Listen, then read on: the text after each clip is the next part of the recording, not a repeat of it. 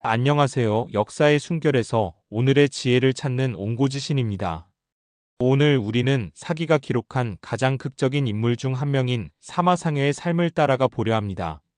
사마상여열전은 한 무제시대라는 정치적, 문화적 격변기를 배경으로 문학적 재능이 개인의 운명, 권력 그리고 시대 정신과 어떻게 상호작용하는지를 탐구하는 거대한 텍스트입니다. 주인공 사마상여는 불안은 문학 양식을 완성시킨 대가이자 그의 삶 자체가 한편의 극적인 서사였습니다. 화려한 문학적 성취, 부유한 과부 탕문군과의 파격적인 로맨스, 그리고 황제의 영토 확장 정책에 기여한 외교적 수완까지 그의 다층적인 면모를 지금부터 함께 살펴보시죠. 사마천은 사마상여를 통해 한 문학의 정점에 선 한 인물을 조명합니다. 제1장 출세의 기술입니다.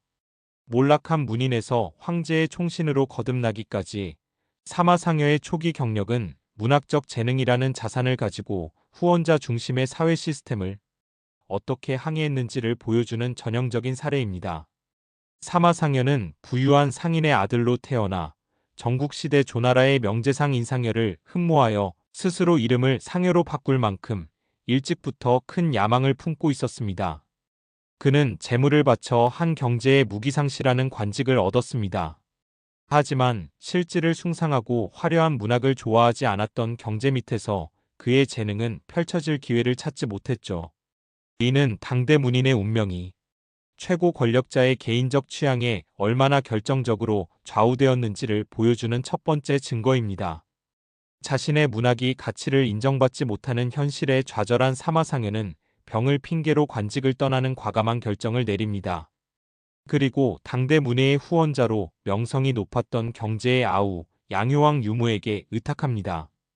양효왕의 주변에는 추양 매승 등 당대의 기라성 같은 문인들이 모여 있었습니다. 이는 자신의 예술을 이해하고 평가해 줄 청중을 향한 사마상여의 계산된 행보였습니다. 그의 선택은 예술가의 생존과 성공이 단순히 창작 능력에만 달린 것이 아니라 자신의 가치를 알아주는 후원자를 찾아가는 전략적 판단에 있음을 시사합니다.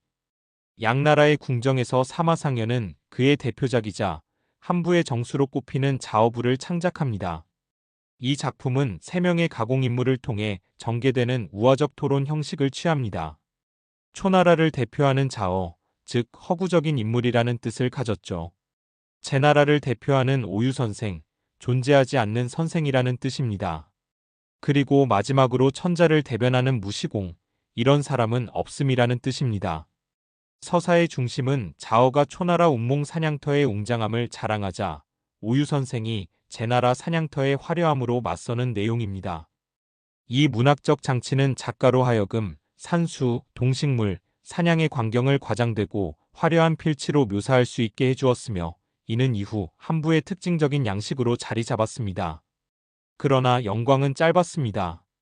그의 후원자였던 양효왕이 세상을 떠나자 사마상여는 다시금 의지할 곳을 잃고 맙니다. 그는 고향 성도로 돌아와 가난 속에 묻히게 되죠. 그의 재능은 양왕의 죽음과 함께 다시 그 가치를 상실한 것입니다. 수년 후 문학에 깊은 조예를 가졌던 새로운 황제 한무제가 즉위했습니다. 그는 우연히 자어부를 읽고 그 장대함과 화려한 필치에 깊이 감명받아 이렇게 탄식합니다. 짐이 어찌하여 이 사람과 같은 시대를 살지 못한단 말인가. 황제는 이 위대한 작품의 작가가 이미 세상을 떠난 사람이라 생각했던 것이죠.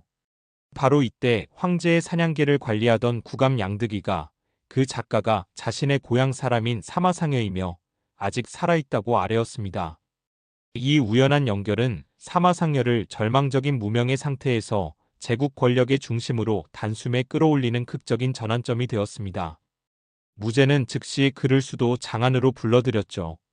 경제 치하에서 무가치했던 그의 부는 양효왕이라는 지역 후원자 아래서 명성을 얻었지만 영속적인 안정을 주진 못했습니다. 그러나 최고의 후원자인 무제를 만나자 바로 그 동일한 작품이 부와 명예를 보장하는 열쇠가 되었습니다. 제2장 인공에서의 야반도주입니다. 사마상여와 탕문군의 사랑 이야기는 단순한 연애담을 넘어섭니다. 이는 당대의 계급 갈등, 경제적 현실, 그리고 봉건적 제약 속에서도 자신의 삶을 주체적으로 선택하고자 했던 여성의 의지를 담은 사회적 텍스트로 읽힙니다. 성도에서 가난하게 지내던 사마상여는 친구이자 인공의 혈령이었던 왕길의 도움을 받습니다. 왕길은 사마상여를 그 지역의 거부인 타광손에게 소개할 계획을 세우죠. 타광손이 베푼 연회에 참석한 사마상여는 남편과 사별하고 친정에 돌아와 있던 그의 딸 탕문군이 음악 애호가이며 발 뒤에서 엿듣고 있음을 간파합니다. 그는 의도적으로 거문고를 연주하며 봉구왕, 즉 봉황이 자신의 짝을 구한다는 노래를 부릅니다. 이 연주는 탕문군을 향한 명백하고 계산된 유혹행위였습니다. 아름다운 용모와 뛰어난 재능을 겸비했던 탕문군은 그의 수려한 외모와 애절한 음악에 마음을 완전히 빼앗기고 맙니다. 그날 밤 탕문군은 아버지의 집을 뛰쳐나와 사마상여와 함께 성도로 도망치는 당시로서는 상상하기 힘든 대담한 선택을 합니다. 사사로이 달아난다는 의미의 사분이라는 단어가 이들의 이야기에서 유래했을 정도로 이는 상류층 여성에게 기대되는 모든 규범을 거스르는 파격적인 행위였습니다. 그러나 그들이 도착한 사마상여의 집은 집 안에 4개의 벽만 서 있을 뿐인 극도의 가난한 상태였습니다. 여기서 집 안에 4개의 벽뿐이라는 뜻의 고사성어, 가도사벽이 유래했습니다. 딸의 행동에 경노하고 가문의 명예가 실추된 것에 치욕을 느낀 타광소는 딸과의 의절을 선언하며 단 한 푼의 돈도 주지 않겠다고 맹세합니다. 굶주림에 직면한 두 사람은 절망하는 대신 대담하고 기발한 전략을 실행에 옮깁니다. 그들은 인공으로 돌아와 자신들의 마지막 재산이었던 마차를 팔아 작은 술집을 열죠. 이는 아버지 타광손에게 공개적인 망신을 주기 위한 치밀한 계산이 깔린 행동이었습니다. 거부의 딸인 탕문군이 직접 손님들에게 술을 따르고 당대의 문인으로 이름을 알리기 시작한 사마상여가 짧은 일꾼의 옷을 입고 접시를 닦는 모습은 인공 전체의 구경거리가 되었습니다. 체면과 사회적 위신을 목숨처럼 여기는 사회에서 지역 최고 갑부의 딸과 사위가 벌이는 이 공개적인 퍼포먼스는 타광손에게 견딜 수 없는 치욕이었습니다. 결국 주변의 권유와 끊임없는 사회적 압박에 굴복한 타광손은 패배를 인정합니다. 그는 마지못해 노비 100명과 100만전이라는 막대한 재산을 딸에게 주어 두 사람을 하루아침에 부자로 만들어줍니다. 그들이 벌인 주점 소동은 경제적 자본을 가진 가부장을 굴복시킬 만큼 강력한 사회적 스캔들이었습니다. 그들의 사랑은 낭만적이었을 뿐만 아니라 지극히 전략적이었습니다. 제3장 황제의 부시입니다. 한 무제의 궁정에서 사마상여는 제국의 위용을 찬미하는 어용문인이자 황제의 정책을 수행하는 외교관으로서 이중적인 역할을 수행했습니다. 무제의 부름을 받은 사마상여는 자신의 초기작 자어부를 제후들의 소소한 일을 다룬 작품이라며 스스로 폄하하고 대신 천자의 위엄에 걸맞은 웅장한 작품을 짓겠다고 제안합니다. 그 결과물이 바로 상림부입니다. 상림부는 천자의 사냥터인 상림원의 압도적인 규모와 화려함을 묘사합니다. 광활한 영토, 기이한 짐승들, 그리고 장대한 황제의 사냥 행렬을 과장된 수사로 나열하며 한 제국의 힘과 영광을 찬양하고 무제의 자긍심을 한껏 고취시킵니다. 그러나 작품의 결말은 급격한 반전을 이룹니다. 사냥에 몰두하던 황제가 문득 이러한 사치와 향락이 백성에게 해가 되고 국력을 낭비하는 행위임을 깨닫습니다. 그는 즉시 사냥을 멈추고 덕으로 나라를 다스리는 본연의 임무로 돌아갑니다. 이 결말은 유교적 경세 사상에 입각하여 황제의 과도한 사치를 경계하는 미묘하지만 명확한 품간, 즉 완곡한 간언의 역할을 수행합니다. 무제는 이러한 이중적 구조, 즉 화려한 찬사 속에 교묘하게 숨겨진 비판까지 이해하고 감상할 줄 아는 군주였으며 작품에 크게 만족하여 사마상여에게 난관 벼슬을 내립니다. 당시 무제는 서남방 이민족 지역, 즉 파와 촉현제의 스찬성을 복속시키고 더 나아가 영토를 확장하는 정책을 강력하게 추진하고 있었습니다. 이 과정에서 도로 건설과 부역 동원으로 인해 현지 주민들의 불만이 고조되었죠. 무제는 촉 출신인 사마상여의 배경을 활용하여 그를 중랑장으로 임명하고 특사 자격으로 파견하여 민심을 수습하고 이민족을 회유하는 임무를 맡깁니다. 이때 사마상여가 사용한 무기는 군사력이 아닌 문학적 재능, 즉 수사학이었습니다.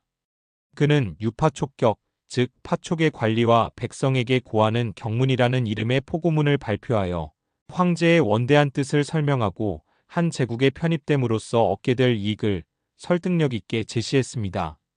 그의 외교적 수완은 성공을 거두었고 서남이 지역의 여러 부족이 한나라에 귀순하여 제국의 영토는 크게 확장되었습니다. 이 임무의 성공은 그의 정치적 입지를 공고히 했습니다. 그가 금이환영하여 고향 땅을 밟았을 때 태수 이하 모든 관리가 나와 그를 영접하는 광경을 본 장인 타광소는 비로소 사위를 인정하고 자랑스러워했습니다. 사마상여의 궁정활동은 한대 문학이 지닌 양면성을 명확히 보여줍니다. 그의 부는 순수 예술이 아니라 황제의 권위를 찬양하고 동시에 유학자로서 간언의 의무를 수행하는 고도의 정치적 기능을 가진 텍스트였습니다. 제4장 언어에 새겨진 유산입니다. 사마상여열전은 극적인 서사뿐만 아니라 그 이야기의 핵심적인 순간들을 압축하여 담아낸 고사성어들을 통해 중국 문화와 언어에 깊은 흔적을 남겼습니다. 첫 번째 고사성어 가도사벽입니다. 집안에 살림살이는 하나도 없고 4개의 벽만 서 있다는 뜻으로 아무것도 가진 것이 없는 지독한 가난을 비유합니다. 이 성어는 탕문군이 사랑을 위해 모든 부귀영화를 버리고 사마상여를 따라 나섰을 때 마주한 냉혹한 현실을 직접적으로 묘사합니다. 사기 원문에는 가거도사벽립이라고 기록되어 있습니다. 이 한 구절은 물질적 궁핍을 초월한 낭만적 사랑의 이상을 생생하게 포착하여 후대에 깊은 인상을 남겼습니다. 두 번째는 자어오유입니다. 자어와 오유라는 뜻으로 실제로는 존재하지 않는 허구의 인물이나 근거 없는 이야기를 지칭합니다.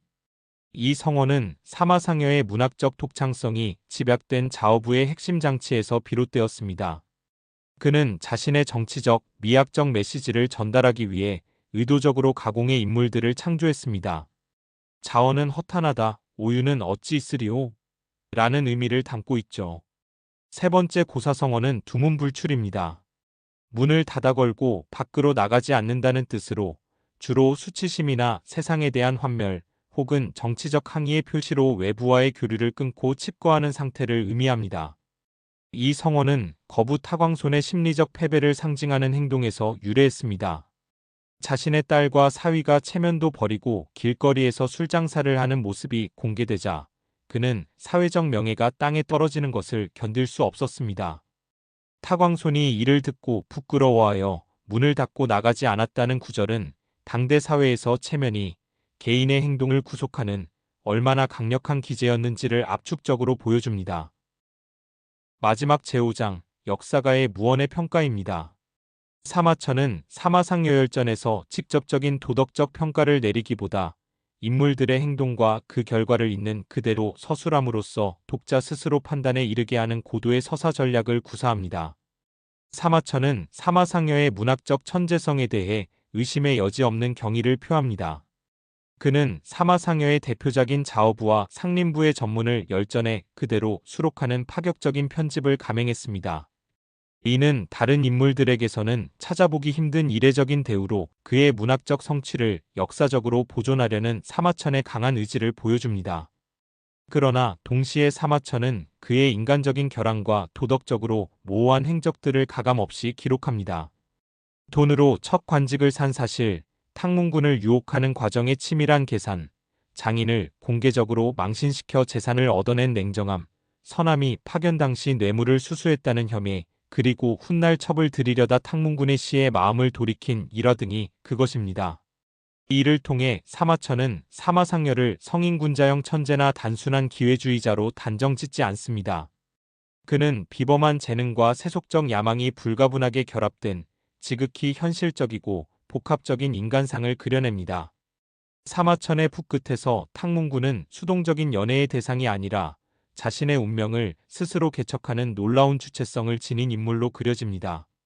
그녀는 가부장적 질서에 순응하기를 거부하고 야반도주를 감행하며 경제적 위기에 직면했을 때 절망하는 대신 주점을 열자는 대담한 해결책을 제시합니다. 또한 남편의 변심 앞에서는 자신의 문학적 재능을 발휘하여 가정을 지켜내죠. 그녀의 이야기는 사마상여만큼이나 열전의 중심을 차지하며 서사를 이끌어갑니다. 결론적으로 사마천의 평가는 서사 그 자체에 내재되어 있습니다. 그는 인물들의 행동이 스스로 그들의 도덕성을 드러내도록 배치합니다. 사마상여열전은 위대함과 야망이, 열정과 현실적 계산이, 그리고 권력을 향한 욕망과 예술가적 양심이 어떻게 한 개인의 삶 속에서 복잡하게 얽히는가에 대한 깊이 있는 통찰입니다.